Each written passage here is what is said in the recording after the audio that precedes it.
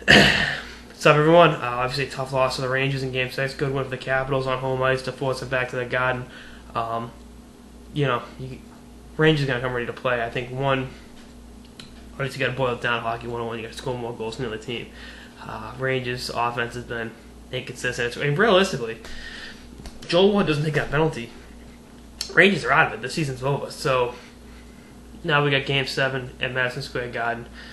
And here's where it's going to get cool. I can't wait to see. I know the Rangers are going to come out flying. I know, both squads are well coached. Which I hate Dale Hunter. He's done a great job. Excuse me, with that squad, and they've put themselves in a position to win the series. And a winner take all. Loser goes home type of circumstance.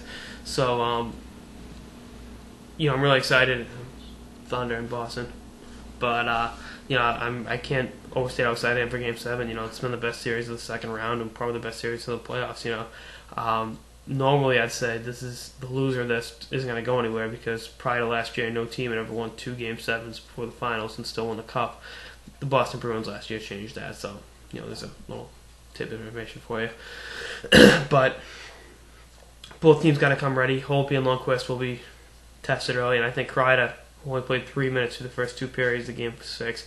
Has to be the X factor. He's going to be what carries in the Rangers. He's going to have fresh legs, and I think his speed will really be a definite factor for the Rangers. I think Rangers eke it out 3-1. I think this is the Rangers' year.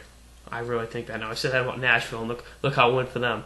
But I really think the NHL needs New York and LA in the finals. Obviously, out of these remaining teams, no disrespect to Washington, New Jersey, or Phoenix, but you need the 2 marquee cities in America.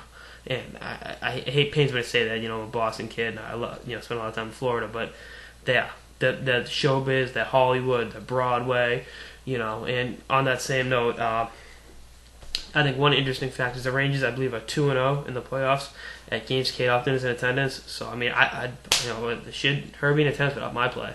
I think if she would some my games as a youth hockey player, I'd be skating with the Rangers right now. I'd be the next Crosby. But alas, she couldn't make it to too many games in the metropolitan Boston area to cheer me on. But I love seeing Kate Upton at the games. I've seen Kate Upton, period. She's her and Angelina Jolie will always be my favorite woman on the face of the planet. She's up there. I don't know. I know I'm sounding like a stalker saying that, but hey, it's an excuse to look at Kate Upton. And I know my guy fans, my male fans, sound kind of gay too, will agree with me on that. But back to the serious hockey part of the show, which is what we focus on, the power play.